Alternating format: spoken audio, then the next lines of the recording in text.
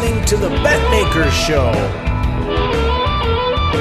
This is the PGA Travelers Championship at TPC River Highlands betting odds preview for Monday, June 22nd, 2020. And now, live from Las Vegas, the host of the Betmaker Show, Brian Blessing. All right, the PGA Tour's back up and running. 2 spectacular weeks in a row with a lot of drama. And we're going to try to dive in and see what we can dissect as the boys move to Connecticut. Brian Blessing in Las Vegas, Cam Stewart north of the border. Another great tournament, Cam, where it's amazing. I'm watching the first round Thursday, and I'm like, why watch? I mean, this thing's over. Webb, Simpson, and DeChambeau were throwing darts, and Simpson's putter went ice cold basically on Saturday. I mean, he couldn't put it into the ocean, and then the thing got white hot at the end of Sunday. I mean, the whole thing was just basically determined by his putter.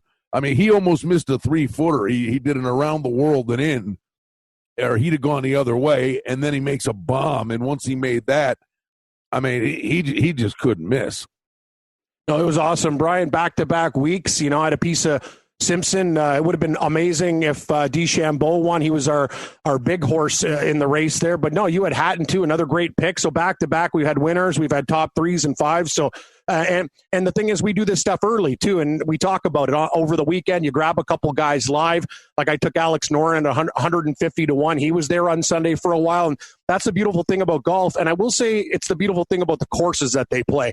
I think this is a lesson to the PGA Tour. You don't make them longer, make them shorter, but make the rough a little bit harder. I thought that course was too forgiving. Oh, amen. If you make a mistake, just shorten it up. You bring more horses into the race, and I think it's fantastic. I'm done with 7,900-yard courses where only bombers can win. It's a way better tournament, and golf's been lucky. The last 2 weeks, they've had short tracks, and 1 million guys have been in contention. It's good for business. You know, the funny thing is, I'm telling you, probably the simplest shot he had all week. It was one shot, cost Ty Hatton in the tournament. He's just got an iron. He's hit an iron, on a par 4, and he ends up taking a bogey when he was putting great, and he was getting up and down, and he missed a fairway, and basically it's kind of a layup off the tee, and that kind of stagnated his momentum. And it's amazing how these things happen at the same time. And when that one shot happened, that's when Simpson made his, and he went on a run. But to your point, what's remarkable is, like I said last week, on the morning of, got Berger at 14 to 1. And we talked about the betting strategies of this stuff coming in. Saturday morning, I got Sergio Garcia at 105 to 1. Amazing. Saturday morning. And basically he played a great final round, or he's right there. And Simpson just pulled away. But the other thing I was going to say, I kept saying how cool it's going to be to see these guys play the course without fans. And it happened several times, Cam, where a guy hit a shot that was literally only, 10 feet long. But fans would normally be rimming the course, and the ball would sit right there. But the ball hits the back mound of the green and goes like 25, 30 yards. And these guys are hitting like ridiculous flop shots when they were short-sighted. It's funny. I mean, they've been throwing darts in both of these weeks, and I wonder if they've set them up that they can score the way the courses were set up the last. I agree with you. I think it's like they're trying not to embarrass them. You even saw it. Like, you're missing. Like, how many shots did we watch over the weekend where it hit a tree instead of going bad, it bounced good, or like the way. Like, it was ridiculous. I'm just watching this stuff going, wow, these guys get no bad break. Simpson hit a tree. Oh, I know. On a par 5, it could have gone out of bounds. It went on the green. I know. Trust me. I had money on Webb Simpson. I'm telling you, Brian, I don't know what's going on. I don't know who it is. Who's the guy in the Bible with the long hair? Samson?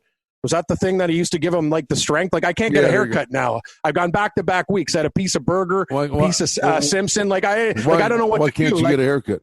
No, it is because I'm having good luck. I'm not losing on Sunday. I'm winning on Sunday. Like, this is a new feeling for me. I don't want to change anything in my routine. I tell the guy, Billy the doorman with horses, hey, who do you got? You don't get to know who I got. I'm not telling you this time because the last time I won, we won again. Like, I'm just doing things my way now. It's working, and I want it to keep on rolling, buddy. That's all I'm saying is it's nice to get some of the monies back. Yeah, no, I mean, you know, matchups or smoked on the Super Bowl and other things. Now all of a sudden, like, it's weird. Like the pandemic, we talk about it. I don't know what it is, but golf and horses work for me. Like it's just things that are, you know, they work for you, they work for me. So it's crazy. I'd love hockey to come back, and then we can have a trifecta. That'd be perfect.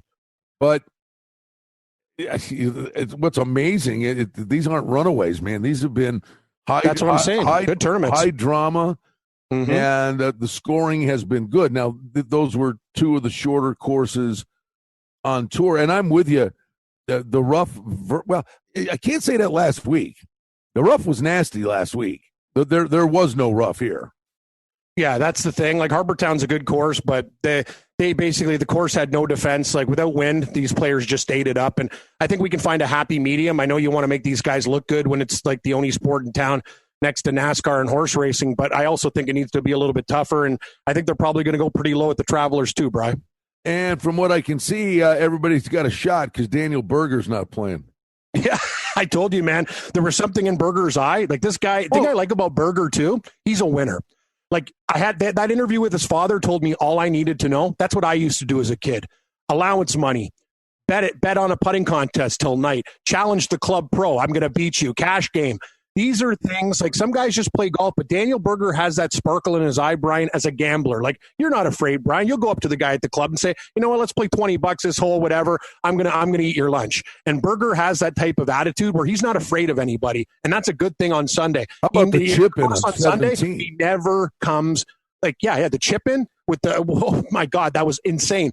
This guy doesn't go backwards on Sunday. He's always there. So he's always a good horse to have in the race when things are tight. He's not here. So let's move on. But by the way, 32 rounds in a row now under par. So when you see it again, that's great. You know, what will be interesting, you know, we see McIlroy, Thomas, 12, DeChambeau, 14, Simpson, 18, Koepka 20, by the way, but we got to talk about him. But I'll be very curious when Berger shows up again. You know, are the days of him being 40-1 gone? I think they are, unfortunately. And that's really going to suck because I like Daniel Berger, but these guys aren't going to be giving away money with him with T5s and wins. Like Berger's, yeah, he's going to be like in the 28, 33 range, around the DJ Patrick Reed range. And that's unfortunate because I really want to take the guy. Okay, I'm looking at the top 9 favorite-wise. Justin Thomas had a good final round. Sure did. Sunday. So I think he's trending the right way. But of the top 9, I think Justin Rose has been really consistent. He missed, my God, if you saw that, it's the only time they showed him all day. Yeah, I had Rose too, Brian. That was one of my other He missed a picks. 3-footer for birdie, I think it was, on 18. Yeah, I know, and it cost me a huge chunk of change. I got him out of the top 10. Yeah, I mean, so he was right there again. I will say this, though, and if you listen to him and, just watch the way he was playing, it happened to be Father's Day when Koepka would win, you know, win the U.S. Opens on Father's Day. So maybe it's the date, but boy, he was flag hunting, and they interviewed him afterward, and he said it's coming. He said his game, slow start to the season, his game was coming the right way, then the shutdown, but they continued to work on stuff. But what you know, when you watch these things and you project forward, Koepka looks like he's close. He means business. He does. He was that eagle was absolutely fantastic, ripping it on the green there. Like Koepka's got that look in his eye. I'm over the injuries. I'm ready to rock. Even in the interview, it's like, hey, Brooks, what are you doing differently? Nothing. I'm just being patient. I'm ready to go. Like Amanda Boliatis was sitting there, like, you know what I mean? He kind of scared her a bit because he was so damn serious, and he means business. And I don't know if it's going to happen this week at the Travelers, Brian, but I'm going to take a page out of your book. What do you do with this tournament? I know Bubba Watson has a great track record here. He's 28-1. I took my shot with Bubba. I did. Yeah, I did. At chalk, he's still Bubba. It's a good price. It's a good price. You know what? I'll throw this at you because what we said last week. You know, hadn't had on the front end. I had Hatton Fitzpatrick. Fitzpatrick, I thought had a shot to win. He vomited on Sunday. But watching, wait to hear this. I woke up yesterday morning after the first round Friday. I bet Fratelli at 80 to 1. Wow! I woke up. He's in front. I'm sitting there. I'm praying for a tornado. Oh yeah, you're paying for a tornado. Wins, please. But you know what? That was watching him Thursday, and then he went away for 2 days. He played Thursday, bookended it. I mean, but what we said on the thing last week, there were 3 guys that I had watched on the weekend that I said you should look at. One was Bubba, who I bet, and the other 2 I didn't bet, but I said, watch out because they did something on the weekend. Looked like they figured it out because they're coming up. One was Hovland. The other guy we mentioned last week, and he had a great weekend. Watch out for Joaquin Niemann. Yes. And he had the lead with 4 to go. And he did. Ball striking, it's just one errant shot on 17 or he's in a playoff. No, Joaquin Niemann, on that par 3 just got jammed up there. That was a horrible shot into the rough. Also, just the way the lie was, he had no chance to get up and down from there, and that ruined his momentum. He was right there. It was a bad shot and a bad break. Yeah, it was a bad break. The ball had gone in the bunker. He also hit a couple bombs from 60 feet that were good breaks too. So you get both with golf, right? No, you're right. And hey, the same thing happened. He was lucky as hell early, and he was unlucky late. Welcome to the club. The same thing happened with Simpson, and it's amazing what can turn around because Niemann was like 3 back or 4 back. He made about a 90-footer, and when that went in, and then he started going. I go, it's amazing. One shot can just it changes everything. I mean, like Garcia woke up. I mean, and he got. What do you think about Garcia this week? He's 45 to 1. His ball striking is impeccable. And honestly, I got to give him full marks. The only shot that he just didn't flush was on 18. But, I mean, he knew he had a birdie in. And he made the clutch play. He birdied 17. And when as the ball wasn't even in the hole. As the ball was going in the hole, he goes, one more. Well, I mean, I thought it was pretty clutch, I like Sergio, too. A lot of people don't like him. I think he's got wicked game. And you're right. The minute he started to think about it on 18, he needed to do that, and he hit the worst shot of the tournament. Other than that, he was money. He also missed a lot of short putts. He could have won that tournament. You're seeing him at 45 to 1. See, that's a good price for Sergio. He should be in the 33 range, in my opinion. But at 45 to 1, I'm going to give a look. But, Brian, I'm going to do the exact same thing I did with Webb Simpson when I was on him and missed the cut, and then he won the next week. I think missing the cut was a good thing for Sungjae. He's still human. He doesn't run on Valvoline. He still has blood in his veins, and you could tell he was at the end of his rope. He didn't make a cut for the first time in a millennium. I think that's good for him. Now he goes into the Travelers rested. I'm going to come to him at 35 to 1, and I think that's a price, and people are going to get off him because of the way he played. Don't be surprised if he's there on Sunday. Sungjae, 35 to 1. I like it. Look at. No, I like that one very much. I'll throw a couple in here. Poulter's playing really well. Buddy, I had Poulter at 80. Listen to the team I put together. I did a 6-pack. I had Poulter, Joel Damon, who threw up on Sunday. And if he could putt, he would have shot about a 59 on Saturday. I celebrated Father's Day watching the golf going, oh, my God, Damon hit everything inside 10 feet. He did nothing on Sunday. He was horrible. Actually cost me more money for top 20s. That's the thing, Brian. I won with Webb Simpson. I could have been rich this tournament, except for Poulter late, Rose late. All those little missed putts at the end actually really pissed me off. But watch out.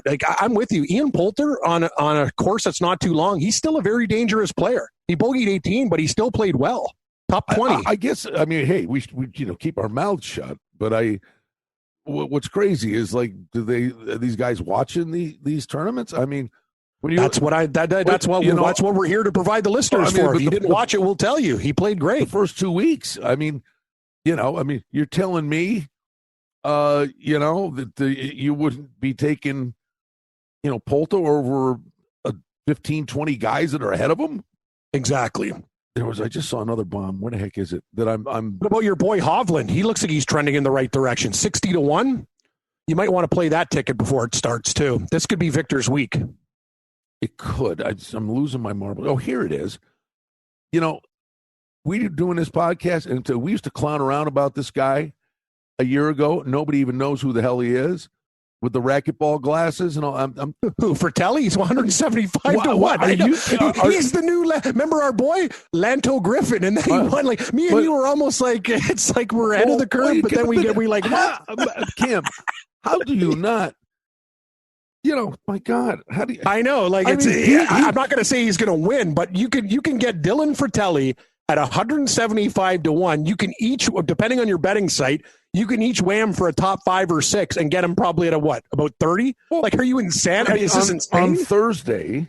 Yes. All right. Well, I mean, I said this. I did. I said it on my radio show Friday, our buddy Andy Isco, and it turned out to be, I ended up being right.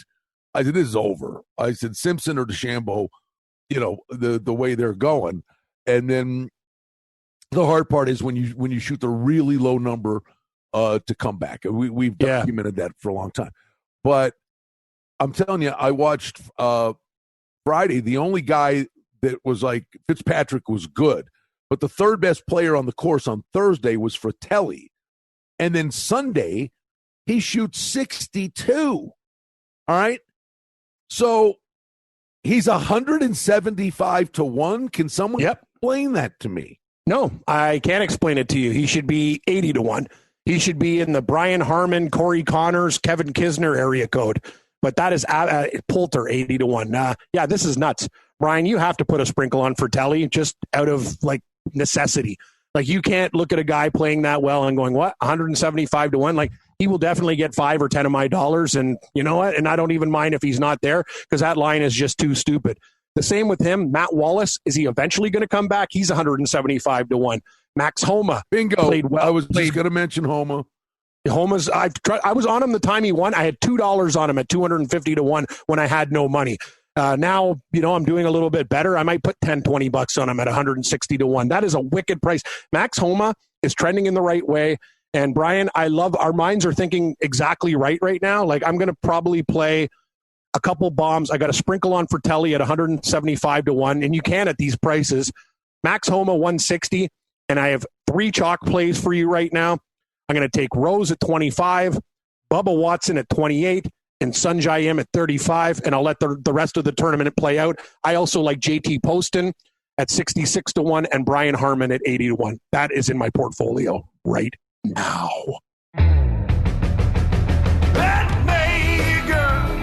Let's make some money tonight. For outstanding information and special offerings and promotions, we invite you and encourage you to sign up for our newsletter today simply by going to the website at betmaker.com. Well, I'll tell you, you're going really good if you boot Brian Harmon home. I'm sorry. He's playing better though. I know, but I spent. He'll drive you nuts. I know. Like trust me, like Poulter, he's like my Poulter. Like he killed me for my top 10. I would have won another $300. Like Harmon's decent, man. This is a type of course he can play well on too, Brian. It's not that tough. The Travelers. Harmon has a good history here. I think 80 to 1 is an interesting price. That's all I'm saying. JT Poston's also trending upwards. That's all. I know you're looking for a bomb, man. No. I'm checking on, and this tells you something. 67, 69, 69, 68, and he was 41st. But Homa missed the cut at the Charles Schwab. Yes, he did. And but then he, he got his game back, made the cut. But Homa, that price is stupid. It is. I will be taking Max Homa at 160 to 1. He has game. I think he's trending upwards. Just in terms of something you'll never see, and you're going to see every damn shot he hits. Phil at 140? Pass. I know. I don't care. if Phil Mickelson's in contention. Just his driver. He'll have a round where he shoots 76, and I don't want to deal with it. He's got kind of the way you think about Harmon is the way I think of Phil. I just can't take him. Like there's certain guys like at that price range, like I would look around, like Patrick Rogers has played better. Like Kokrak now is 100, Horschel's 100. Like there's so many other guys I like more than Phil Mickelson. Russell Henley's better. Like I just can't take Phil Mickelson. His driver is too bad. It's awful, Brian. Like you drive the ball better than Phil Mickelson. No, I don't. I don't, but you do. Oh, yeah. What do you do with Joel Damon this week? The guy, he threw up on Sunday, but man, that's a really nice price for a guy that gets no respect. He's been great the last 2 tournaments. He's always top 20. He gagged to finish like 40s this week, but he was 1 shot off the lead going into Sunday. Can't do it. I'll tell you what. Honest to God, he's the 2020 Kirk triplet. I mean, because of the hat. Yeah. You won't bet him because of the hat. Yeah, that's exactly. awful, Brian. You know me. I'm an enemy of the sun. I'd have to wear a bucket hat too. Go, look at that loser out there, that Cam Stewart guy. I can't bet on him. I got in the way of my own stuff where I wasted money on Bubba Watson. You can't win. You can't win a golf tournament playing a range ball. Exactly. I know. And Sabatini, that yellow ball. Hey guys, you're men. You're grown men. Throw the balls to the kids. Joel Damon ain't winning a tournament wearing that hat. I mean, you finish third or fine. Go and have a nice bowl of soup after the round, but I'm not getting my money. Yeah, I don't know that hat does protect him from the sun, Brian. It's very important. Trust me, from a guy that's been smoked. I told you I passed out in a Dairy Queen because I had sunstroke. I did a face plant on the floor after I got a blizzard. Anyway, long story short, who do you like? Like what guys I know you like to kind of wait a while and take the weekend approach. What I do too, but will you put any bullets in the gun with a guy like Watson, Rose? Like, is there a couple guys? I mean, honestly, the thing that I'm sitting there. Yesterday, I'm happy you hit Simpson, but it's like that empty. Oh, I had Hatton too. I had everybody but Abraham. It's empty feeling when you're going into Sunday morning. I wake up and Fratelli's got the lead. I had Fitzpatrick on the front end, and then I'm sitting there on Sunday, with Hatton, who's leading for 3 hours, and Sergio making a run at the end. And I was the meat and a turd sandwich, and it's how. No, I'm with you, Brian. The thing is, that used to be me and you every week. Like, I've been lucky the last 2 weeks, and you know how hard it is to win a golf tournament. And I advise the listeners this: don't just play one guy, because it'll drive you nuts on the weekend or whatever. Do top 10s, do top 20s. It might cost a little bit more, but there's no worse feeling. Like, Brian, we're like there all the time. How many guys did we have the lead on Sunday? And not 1-shot lead, 4-shot leads, pissing it away, triple bogey. You're sitting there staring at the wall. I got a little bit lucky with Webb Simpson. You're right. He hit the tree. His putter got hot. Anybody could have won that tournament. Ancer could have won that tournament. His ball striking is world class. If not, he's got to be one of the best ball strikers on tour. He doesn't miss a fairway, this guy. He's 35-1 this week. So what I'm trying to tell people, and you know this too, is look at golf differently than betting on other stuff. You got the weekend. Take Brian's approach. Sergio Garcia 100+ when he's only down a handful of shots and then he makes a move like that. That's another thing you could do, but I still think you need a couple guys at the start of the tournament, because if chalk does come in, you're not going to get Rose or Bubba around 30-1. So I'll take those guys now. He had Crummy's maybe tough, very pedestrian Sunday. But I know, by the way, there's a rain delay, starting, stopping, and all of a sudden guys wake up after the but I will tell you, I mean, after watching the first two, and I love you, buddy, because you're not sitting there, with the home cooking thing, but Corey Connors at 80-1. I like Corey Connors. He played great. He played great the first 2 weeks. See, that's a good pick. And Corey Connors he does a lot of things well. I think that will translate at the Travelers. Like, Brian, his tee game, awesome. He hits fairways. His iron game, impeccable. His weakness, putting.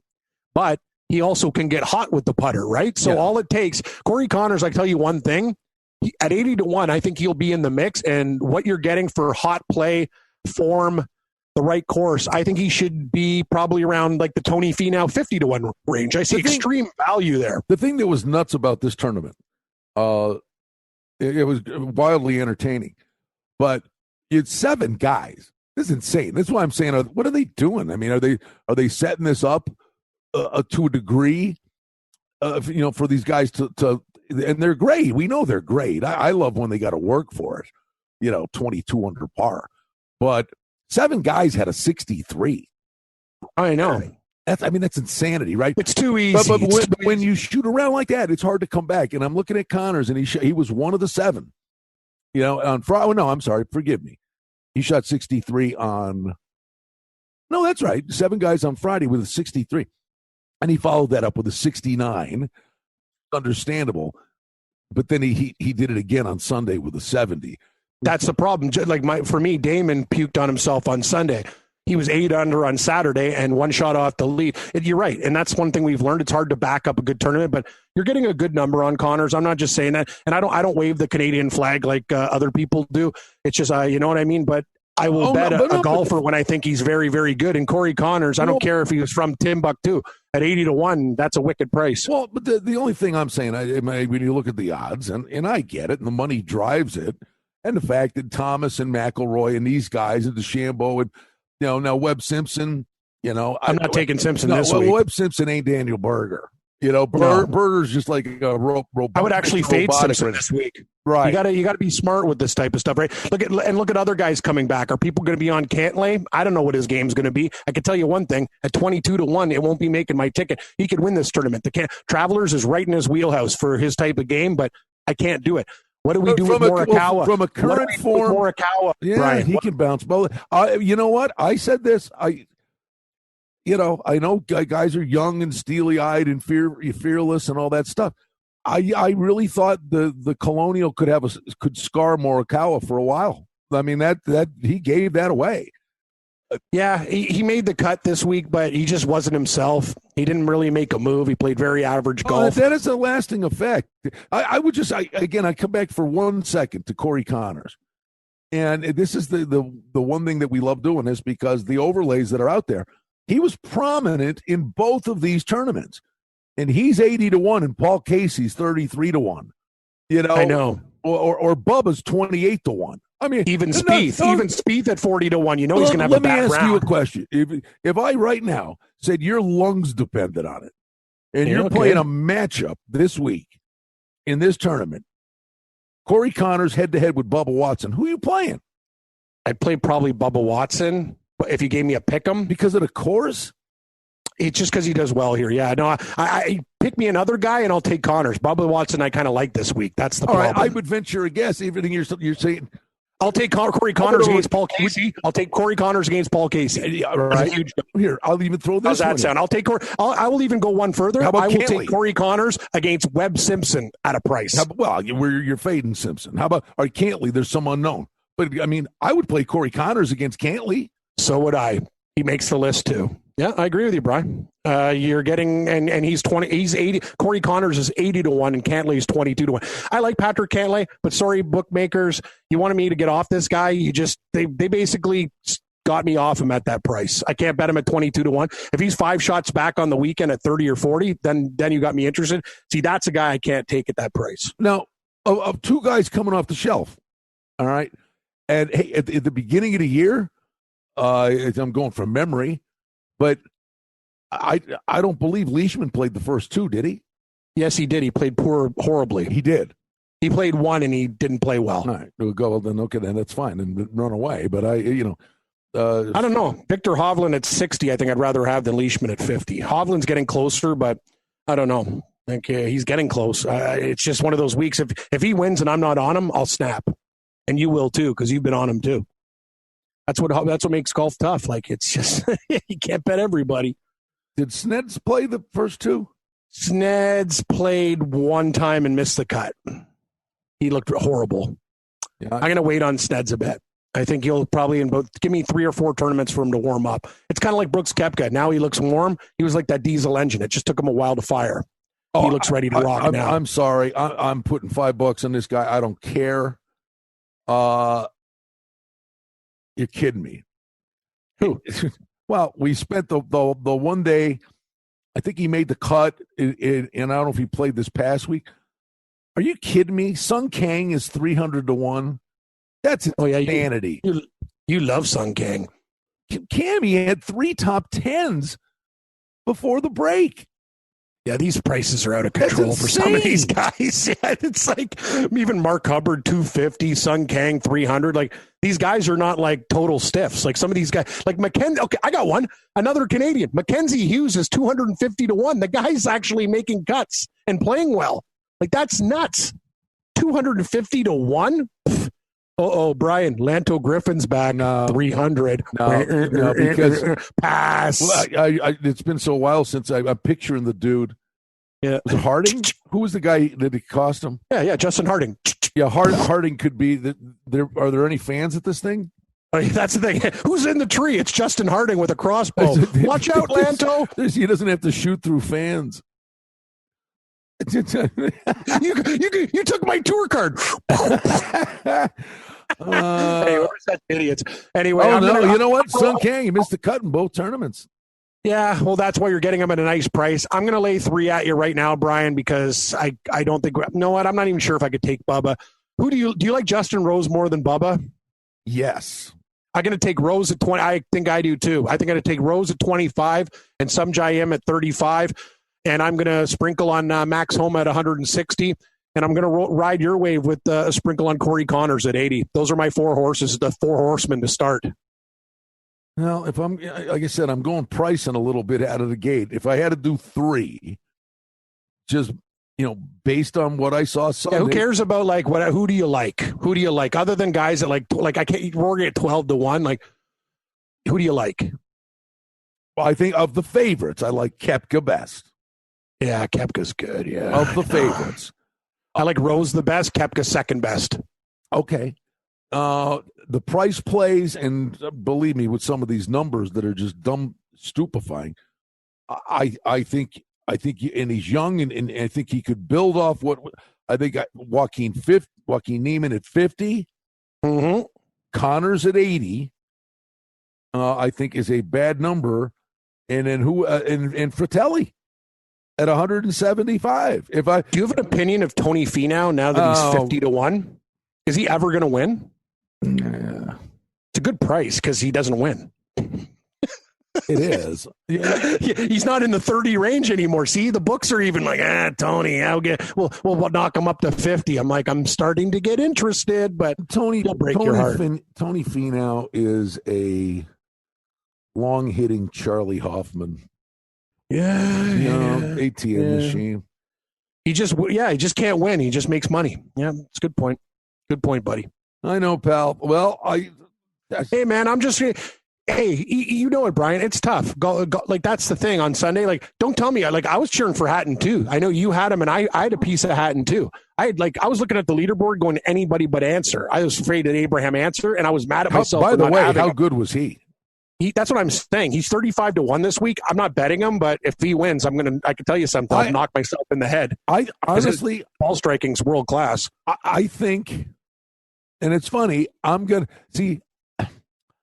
I'm almost talking out of both sides of my mouth. That I can see.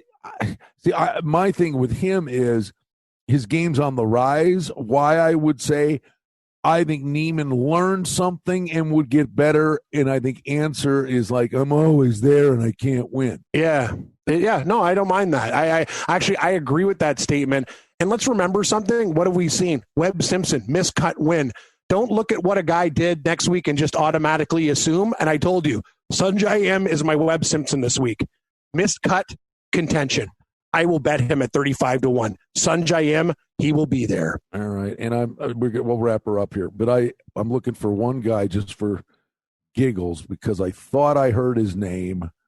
He'll have support from the pigeons that know him because there's no fans there. But regionally, how about Keegan Bradley? He was. He lives in that neck of the woods.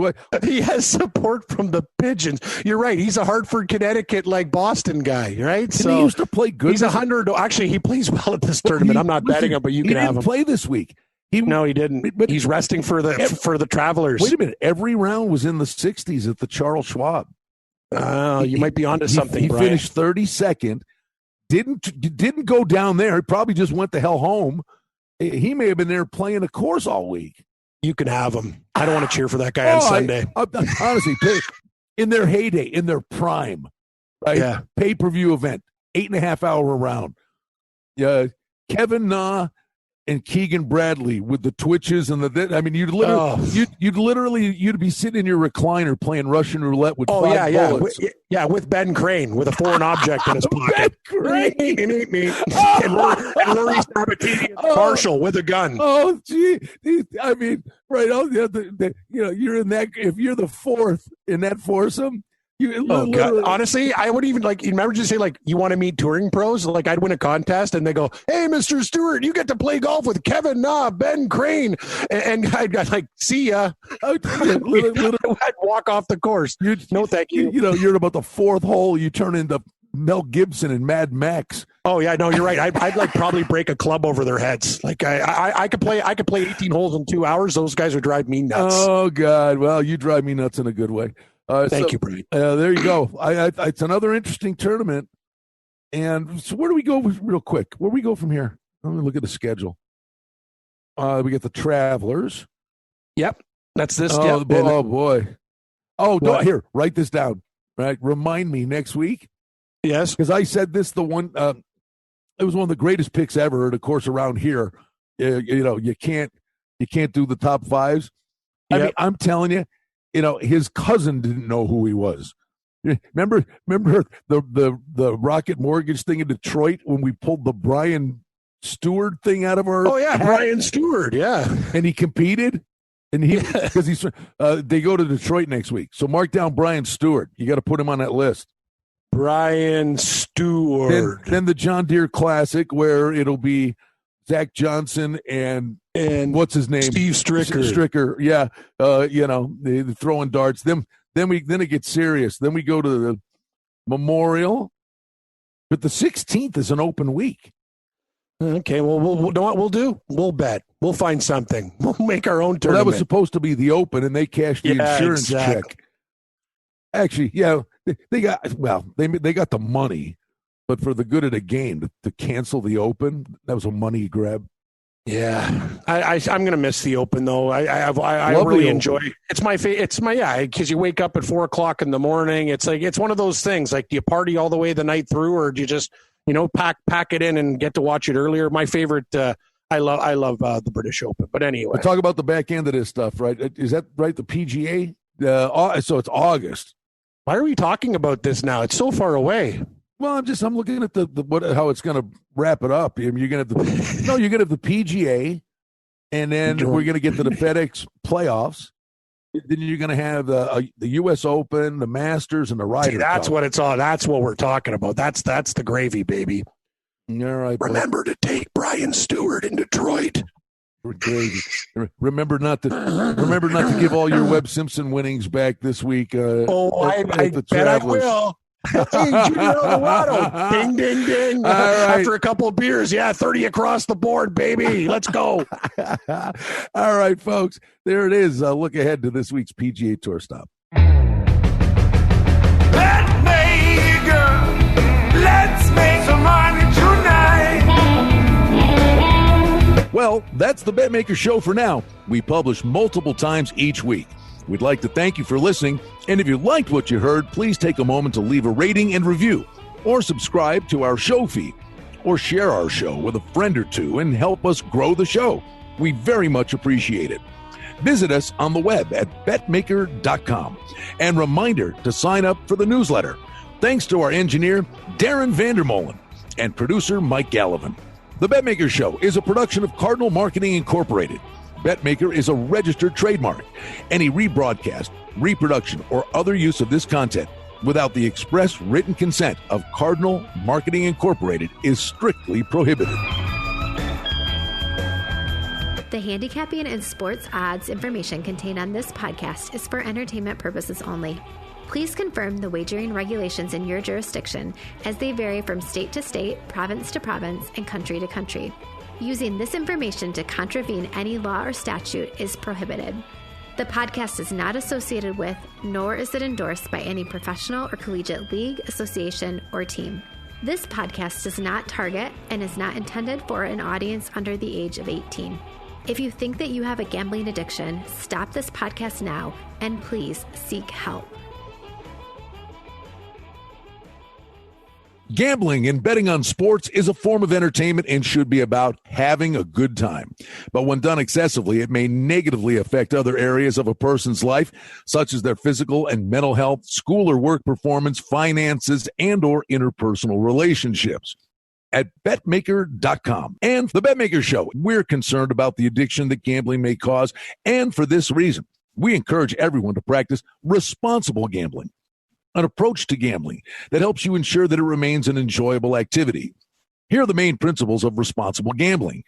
Don't think of gambling as a way to make money. Always gamble with money that you can afford to lose. Set limits and stick to them. Never chase losses. Don't gamble when you're depressed or upset, and create a healthy balance.